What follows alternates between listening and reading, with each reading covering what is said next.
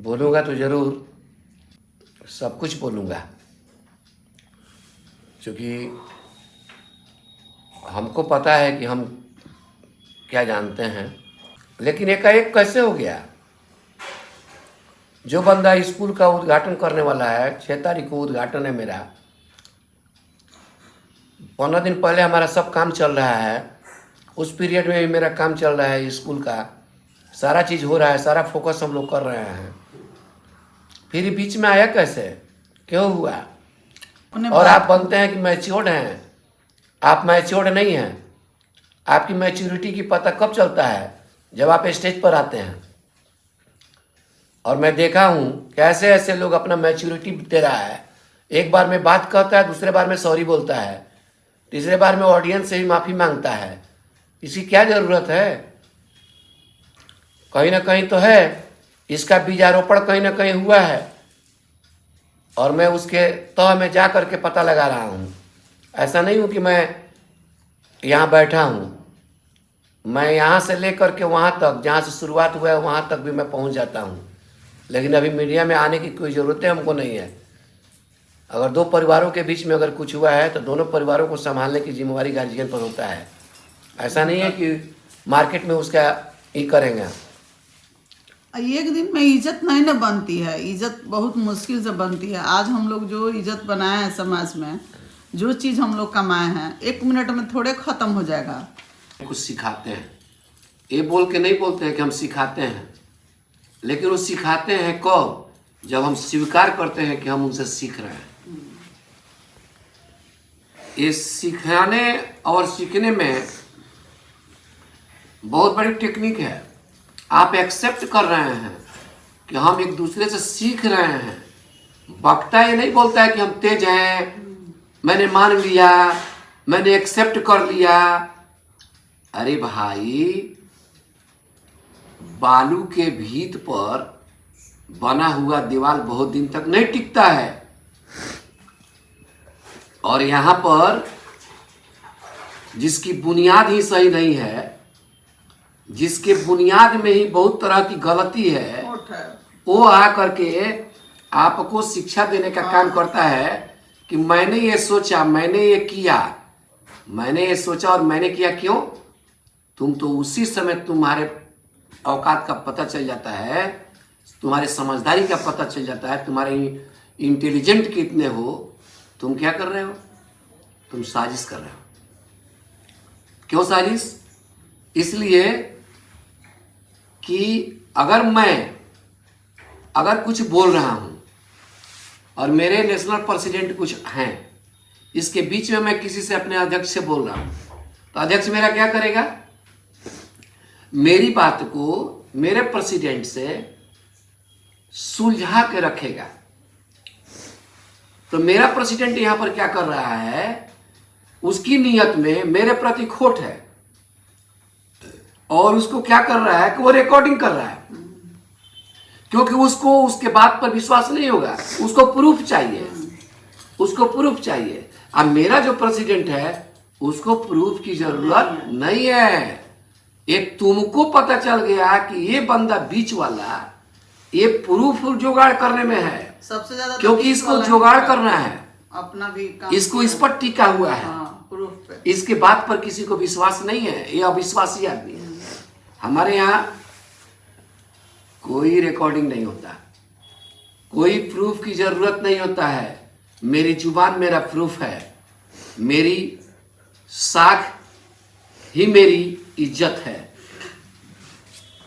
हम लोगों को कहा जाता है ना कि क्रेडिट के लिए बेटा मरना कबूल है, लेकिन साख को बाजार में आदमी नहीं बेचना चाहता है। विश्वास रहना चाहिए, ये होना चाहिए। यहाँ मैंने देखा एक ड्रामेबाजी में, मैंने इसलिए उससे बात किया और मैंने रिकॉर्डिंग किया। अरे यार, इसकी क्या जरूरत है? आप तो कहीं, ये बंदा भी पता है, ये बंदा को भी पता है कि ये मैं बोल रहा हूँ रिकॉर्डिंग हो रहा है, और उस बंदा को भी पता है कि मैं बोल रहा हूँ वो भी रिकॉर्डिंग हो रहा है। ये गेम किस बात का है? कि वो कह रहा है, आप करना क्या चाहते हैं? स्क्रिप्ट तैयार करते हैं कि स्टेज पर क्या बोलना है, घर में क्या बोलना है। तो सारा स्टेज पर बोलने के लिए बात होती है, व्यूअर्स बढ़ाने की बात होती है, अपने झोली में कितने पैसे शाम को काउंट हो जाए आ जाए, इसकी बात होती है। ये इससे मैं अछूता नहीं हूँ, इसमें मैं भी अछूता नहीं हूँ, क्योंकि हर किसी को ये अर्थ की दुनिया में अर्थ की प्राप्ति चाहिए। बट होता क्या रहा है, आप चाहते हैं क्या कि हमको गिरा देंगे अपनी बात से, आप प्रूफ ला करके हमको गलत कर देंगे। आपके प्रूफ से किसी तरह की कोई गलती किसी नहीं होने वाला है। जब हम आपका ये प्रूफ बता दिया कि आप प्रूफ पर टिके हो, मार्केट में तुम्हारा कोई अहमियत नहीं है। जो तुम आज बोल रहे हो कि ये सही है, ये डंके के चोट पर बोल रहा हूँ, ये डंके के चोट पर करा दूंगा। तुम अपने बैग में देखो ना कि डंके के चोट पर तू क्या किया, तुम्हारा क्या हुआ। मैंने तो एक आदमी का इसमें कहानी सुना है कि उस आदमी के पेट में बच्चा पल रहा है और उसको देखने वाला कोई नहीं है। उस समय उसका परीक्षा का समय चल रहा था। ईश्वर ने उसको साथ दिया और सफल हुआ। और सफल जब हो गया तो भूल गया क्या कि हमारी सफलता का राज क्या है। क्या ये चीज देखो, उस समय रिकॉर्डिंग कौन किया? कोई नहीं किया ना, भगवान का कोई रिकॉर्डिंग नहीं किया। ईश्वर ने रिकॉर्डिंग किया तुम्हारे साथ क्या हुआ।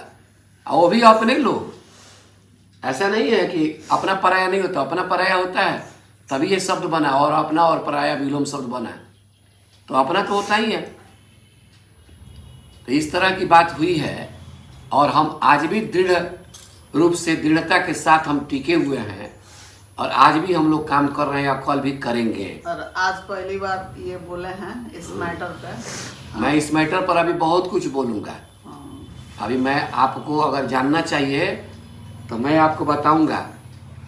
और जितने भी, और आज से कोशिश करेंगे कि हम लोग लाइव आएंगे, सब कुछ लाइव में आएंगे, सब कुछ बताएंगे, लेकिन वही बताएंगे जो जिसको प्रूफ की जरूरत नहीं है और रिकॉर्डिंग की जरूरत नहीं है। ये मैं जानता हूं कि नोटिस क्या होता है, लीगल क्या होता है, और धमकी क्या होता है, सनहा क्या होता है। ये ऐसा थोड़ा है कि केस पक गया, मैं नहीं जानता हूं। मैं सब कुछ जानता हूं और क्यों किया जाता है। और आप हम लोगों को पढ़ाने चले हैं लोग। इतना ना पढ़ाते हैं लोग, इतना ना बेवकूफ़ बनाते हैं कि उन बेवकूफ़ों को पता नहीं कि कितना बेवकूफ़ आप बना रहे हो। तुम्हारे बेवकूफ़ बनाने से थोड़े हो जाएगा। हमसे योग्य हमारे ऊपर वाले लोग हैं जो मेरे साथ बैठते हैं, है कि नहीं। तो सबसे पहले तो मैं अंकल जी को नमस्ते बोलना चाहूँगा। और अंकल जी से सभी को कुछ ना कुछ सीखना चाहिए, क्योंकि बहुत ही समझदारी वाली बात बोलते हैं। और सबसे पहले तो उनको बेटे को सीखना चाहिए, क्योंकि जिनके पापा इतने समझदार, उनके बेटे ऐसे कैसे कर सकते हैं यार। ये तो मतलब कहीं से लगता ही नहीं है।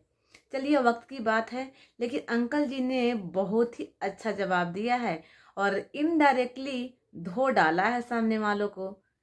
आप लोग समझ गए होंगे कि अंकल जी बातों ही बातों में सामने वालों को इतनी अच्छे से धोया है कि समझने वाला समझ गया होगा कि किसको बोले हैं।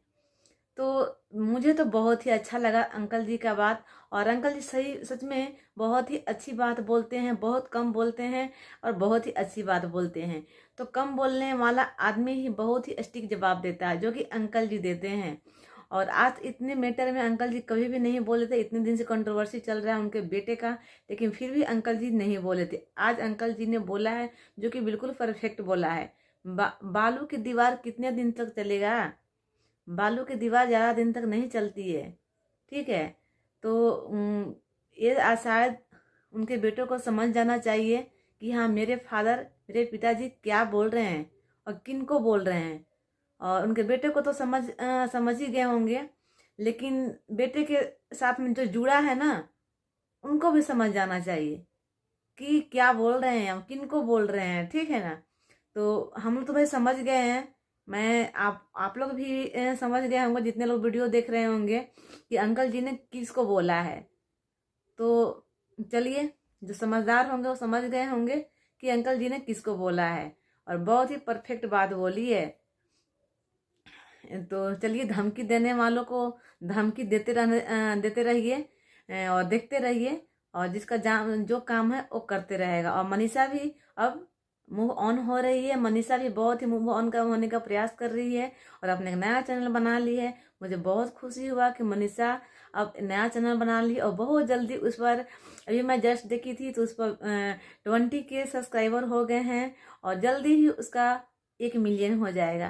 तो मनीषा हड़बड़ाओ नहीं, बस कुछ समय का वेट करो, सब कुछ सही हो जाएगा और तुम बहुत आगे जाओगे, बहुत आगे जाओगे, क्योंकि जो ना किसी का नहीं बिगाड़ता है ना, भगवान उसके साथ होते हैं बस।